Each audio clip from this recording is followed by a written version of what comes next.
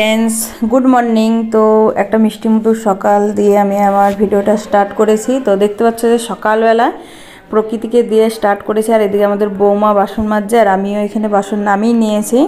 আর আজকে ঘষির ছাই দিয়ে বাসনটা মাজবো। তো তার আগে আমার একটা নতুন ভিডিওতে তোমাদের সবাইকে অনেক অনেক স্বাগত, অনেক অনেক ভালোবাসা জানিয়ে একটা নতুন ভিডিও স্টার্ট করছি। তো স্টার্ট করে দিয়েছি। তো চলো সকালবেলা আগে বাসনটা মেজে ধুয়ে তারপর অন্য কাজগুলো করব। কারণ কখন কোনটা যে করব আর কখন কোনটা যে তোমাদেরকে দেখাবো সেটা একটা সমস্যার বিষয়। আর আজকে দেখতে পাচ্ছ যে বাসন ধুতে এসে এখানটায় যে দেখতে পাচ্ছ জলটা যে সাদা হয়ে গেছে। ছোটো ছেলের জন্য প্রত্যেক দিন 500 করে দুধ নেই, তো সেটা কালকে না ছাগলে মুখ দিয়ে দিয়েছিল অর্ধেকটাতে, তো তার জন্য ফেলে দিলাম। আর এদিকে দেখো একজন হাজির হয়ে গেছে। আমি অনেক দিন যাবত এইভাবে বাইরে ভিডিও করি না, তো যেহেতু স্ট্যান্ডটা এখানে দাঁড় করানো আছে, তো তার জন্য এসে দাঁড়িয়েছে যে তুমি আবার এগুলো করছো, তোমার কাজ নাই হেন তেন, এরকম আর কি। এটাকে ফেলে দেবো, ভেঙে দেবো, এরকম আর কি প্রচেষ্টা চলছে। তো কিছু করার নাই, এভাবেই করতে হচ্ছে তোমাদের জন্যে। তো চলো, তোমরা যারা নতুন আছো অবশ্যই আমার চ্যানেলটাকে সাবস্ক্রাইব করে দেবে, পাশে থাকা নোটিফিকেশানটা অল করে দেবে, যাতে করে আমার নতুন নতুন ভিডিওগুলো সবার আগে তোমাদের কাছে পৌঁছে যায়। আর যারা করে রেখেছো তাদেরকে অসংখ্য ধন্যবাদ। তো এই কথাটা কোনো একটা কাজ করতে গেলে পরে সেই কাজের পরিপ্রেক্ষিতে কিছু কথা বা কিছু কাজ করতে হয়, তো তার জন্য এটা আমাদেরকে বলতেই হয়। তো দেখেছি কিছু কিছু মানুষের হয়তো সমস্যা হয়, কেউ হয়তো বলে সাবস্ক্রাইব সস্তা, বা একই কথা বারে বারে কেন বলছো, ফালতু বক বক। কিন্তু এগুলো করতে গেলে পরে কাজ করতে গেলে পরে করতে হয়। তো তার জন্যই যে কাজের যেটা আর কি সেই রকমভাবে এটা যদি না বলি তাও কি ভিডিওটা হবে না? হবে, সবই হবে, কিন্তু অভ্যাস। আর যে নতুন দেখছে সে হয়তো বলাতে মোটিভেশন হতেও পারে, নাও হতে পারে, কেউ বিরক্তও হতে পারে, সেটা তার একদম সম্পূর্ণ ব্যক্তিগত ব্যাপার। কারণ কেউ একটা চ্যানেল সাবস্ক্রাইব তখনই করে যখন তার সেই চ্যানেলটা সেই যে কাজটা ভালো লাগে বা তার কোনো প্রয়োজন আছে, সেই রকম জায়গাতে গিয়ে। আমার প্রয়োজন নাই, ভালো না লাগলে সেটা বললেও কেউ করবে না। তো সেই রকম এটা আমার প্রয়োজন, তার জন্য আমি বলি। তাতে যেই যাই বলুক না কেন, যে ফালতু বক বক বা একই কথা বারবার কেন বলছো, তাও আমাকে সে বলতেই হবে। তো সকালবেলা এখানে বাসনটা মেজে নিয়ে জানো যে কলে আবার ধুয়ে নেই। আর ওদিকে কয়েকদিন থেকে কিন্তু আমি উনুনেই রান্না করছি, কারণ অনেকটা কাঠ আমার জমা হয়ে আছে অনেক দিন থেকে, বিভিন্ন ডালপালা গাছের। তো তার জন্য ভাবলাম যে উনুনেই রান্নাটা করি। আর উনুনটা খুব সুন্দর জ্বলে আর তাড়াতাড়ি রান্না হয়। মার যে নিচে উনুনটা আছে ওইটা থেকেও বেশ ভালো জ্বলে আর ভালো রান্নাটা তাড়াতাড়ি হয়, ওই জন্য ওটাতেই করছি। আর এই যে আমি কাজগুলো করতে গিয়ে এই ক্যামেরা অন করা, সেটা যে আমার পক্ষে কতটা কষ্টসাধ্য সেটা আমি ছাড়া বলে বোঝাতে পারবো না। ক্যামেরা অন করে কাজ করা, তো সমস্যা হয়ে যাচ্ছে, কিছু করার নাই। সমস্যা হলেও কাজ যখন হাতে নিয়েছি করতেও হবে, এটাও করতে হবে, ওটাও করতে হবে, সমস্ত রকমই করতে হবে, কিছু করার নাই। আর এদিকে তোমাদের বলছি কি রান্না হবে সেটাও আমার সঙ্গে তাল মিলাতে গিয়ে খুব সকাল সকালই বাজারটা চলে আসে, না হলে হয় না। সকাল সকাল বাজার না হলে আমি আমার কাজগুলো করতে পারবো না। বাজার বলতে আজ সেরকম কিছুই নাই। আজকে ছোট বলেছে ডিম আলুর ঝোল করতে, তো ওই ডিমটাই আনতে গেছে। তো ওটাও দোকানে আনতে যাওয়ার আমার সময় নাই, তো তার জন্য বললাম এনে দিতে। ডিম আলুর ঝোলটা করব না, আমি বললাম যে তাইলে ওই দুটো দিয়েই তরকারি করে নেবো আজকের মতন। শুধু আলুর তরকারি করব, টমেটো আছে, টমেটো দিয়ে। আর ডিমটা শুধু সেই ডিমের কারি না কি বলে না, মশলা দিয়ে যেরকমভাবে করে আর কি, ডিম সিদ্ধ করে ভেজে ওইরকম করব। তো ওটাই বললাম। তো ডিমটা আনতে ছোট গেছে, আর ওদেরকে তো চা করে দিয়ে এসছি। আর আমি এদিকে বাসনগুলো ধুয়ে একটুখানি কলের জলে বুলিয়ে নেব, জানো যে কলের জলে বুলিয়ে নেই। আর এদিকে চা করতে বসেছে আমাদের বৌমা। ওটা হচ্ছে আমার শাশুড়ি মায়ের নিচের উনুনটা, তো ওইটা থেকে কিন্তু আমার উনুনটায় বেশি জলে আর অল্প কাঠখড়িতে হয় বেশ সুন্দর। আর ওকে ওই জন্য বললাম যে আমার উনুনটা তো এক্ষুনি ধরাবো, তো ওইটাতেই চা করতিস। তো বলছে তুমি যদি বকো, তো ওই জন্যেও ধরাইনি। তো আমি শেষদির কাছ থেকে না, শেষদির বস্তা থেকে কয়েকটা ঘুঁটে নিয়ে এলাম। যে ঘুঁটেটা দিয়ে খড় দিয়ে নিচে জাল দেব, তাহলে মানে ঘুঁটেটা ধরে যাবে, তারপর কাঠ ভরে দিলে কাঠগুলোও ধরে যাবে, তাহলে মানে উনুনটা ধরানো সুবিধা হবে। কারণ ঘরে কেরোসিন তেল নাই, ওই জন্য সমস্যা। কেরোসিন থাকলে ঘুঁটের ওপর কেরোসিন দিয়ে দিলে তাহলে তাড়াতাড়ি ধরে যায়, তখন কাঠগুলো ভরে দিলে কাঠগুলোও ধরে যায়। তো যেহেতু নাই অগত্যে এবার এটাই করতে হচ্ছে। আর সকালবেলাতে মানে ঠান্ডাটা বেশ ভালোই আছে, ওই জন্য সোয়েটার চাদর সবই পরে আছি। ওদের সবার চা খাওয়া হয়েছে, আমি এখনও ব্রাশও করিনি, মুখও ধুইনি।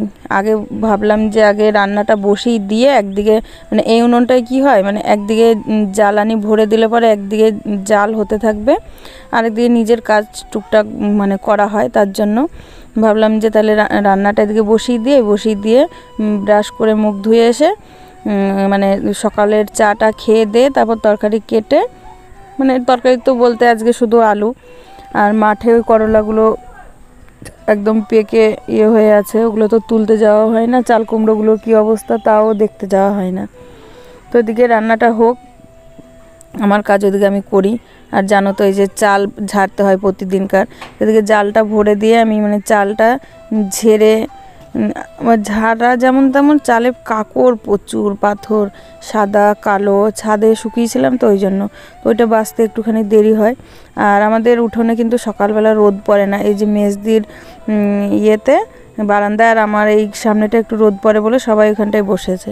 তো আমি দেখো ওইদিকে চাল ধুয়ে এসে এখানে এবার রুটিটা নিয়ে বসেছি, মানে চা নিয়ে। আর কালকে রুটি করেছিলাম সেই রুটি একটুখানি আছে, সেটা দিয়েই চাটা খেয়ে নিচ্ছি।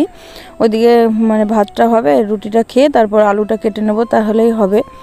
তো রুটি কালকে 1.5 খানা ছিল, 1.5 খানারও একটু কম, তো ওইটা দিয়েই চাটা খেয়ে নিচ্ছি। আর চাটা একটুখানি গরম করে নিয়েছি, কারণ সকালে চা করেছি তো ওরা খেয়েছে, তারপর আমি মানে উনুন ধরালাম, ব্রাশ করলাম, তার জন্য একটু ঠান্ডা হয়ে গেছে। আর চা একটু গরম গরম না হলে ভালো লাগে না। আর আমার বড় ছেলে ছোট ছেলে ওরা আবার চা ঠান্ডা করে তারপর খায়। তো যাই হোক, আমার মানে দেরি হলো বলে ওই জন্য গরম করে নিলাম।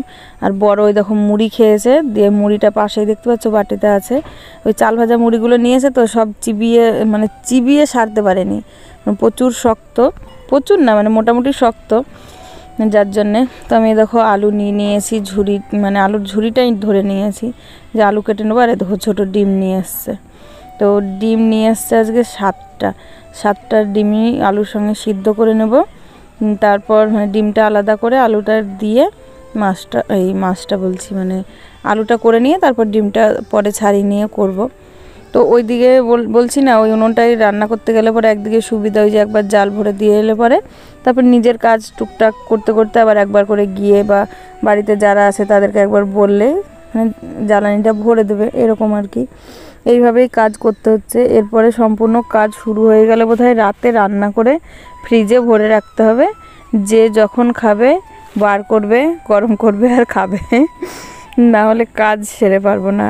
আর ওই যে সকালে ঘুম থেকে ওঠার অভ্যাসটা কখন যে করতে পারবো ভগবান জানে।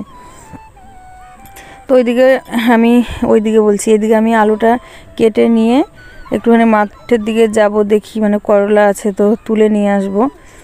যদিও আজকে রান্না করব না, আজকে ডিমটাই করব, কারণ সময় পাবো না, তুলে এনে রাখলে পরে পরের দিন হবে করা, তার জন্যই বলছি। তো এদিকে দেখো আমার মানে ভাতটা তো নামিয়ে নিয়েছি, মার পাশিয়ে নিয়েছি, ডিম আলুটাও সিদ্ধ হয়ে গেছে, ওটাকে নামিয়ে নিলাম। আর সব মানে সকালবেলা নিজেদের কাজে গুড়গুড় করে বেড়াচ্ছে, আর সকালবেলা আমি রান্না নিয়ে ব্যস্ত। তো মানে একবার বসে গেলে না সব জিনিসগুলো উঠে আনতে যাওয়ার সমস্যা, ওই জন্য মানে একবার ওকে বলছি এটা এনে দাও ওটা এনে দাও, শেষ দিকে টমেটো ছিল না, একটু টমেটো এনে দিতে বললাম, ঘরে তেল নুন হলুদ ছিল সেগুলো এনে দিল তোমাদের দাদা। আর এই যে ছাগলটা, কালো ছাগলটা তোমাদেরকে তো দেখানোই হয়নি, মানে এটা মেজদির ঘরে ছিল, তো ওকে চাল আর একটুখানি গম খেতে দিল, কারণ ওই যে সাদা খাসিটা আছে ওর জ্বালাতনে একে কিন্তু কিচ্ছু খেতে দেওয়ার উপায় নেই, ওকে খাইয়ে আগে বাড়ি থেকে বার করে তারপর একে খেতে দেয়। তো আমি এদিকে আগে আলুটা রান্না করব, তো আলুটার জন্য মশলা তো করে নিয়েছি, পেঁয়াজ টমেটো কেটে দিয়েছি।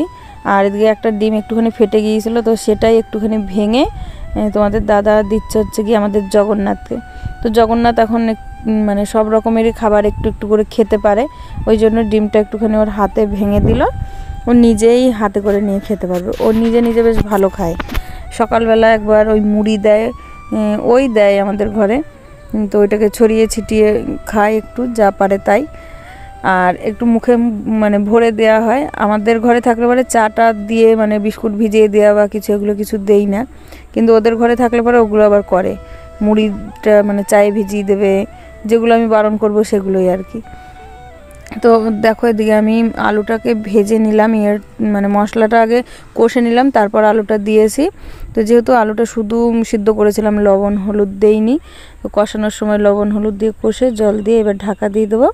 তাহলেই মানে এদিকে আলুটা হতে থাকবে, ওদিকে আমি পেঁয়াজের জন্য বলছি, ডিমের জন্য একটুখানি পেঁয়াজ কেটে নেব। তো এদিকে আমার দেখো কি বলে আলুটা হয়ে গেছে, নামিয়ে নিয়েছি। এবার বসাবো ডিম। তো ডিমটা আগে লাল লাল করে ভেজে নেব। তো তেলের ওপর একটু হলুদ দিয়ে তারপর ভাজবো। তো ডিমগুলো তেলের ওপর দিয়ে দিলাম। এবার ডিমের ওপর একটুখানি হলুদ দিয়ে দেবো। হলুদটা আগে মেখে রাখলেও হতো, কিন্তু আগে যেহেতু মেখে রাখিনি ওই জন্য তেলের ওপর দিয়ে এবার লাল লাল করে ভেজে নেব। আর যেটা বলছিলাম তোমাদেরকে, যে আজকের ভিডিওটা কিন্তু এই রান্নাবান্না বাসন ধোয়া এটা নিয়েই হলো।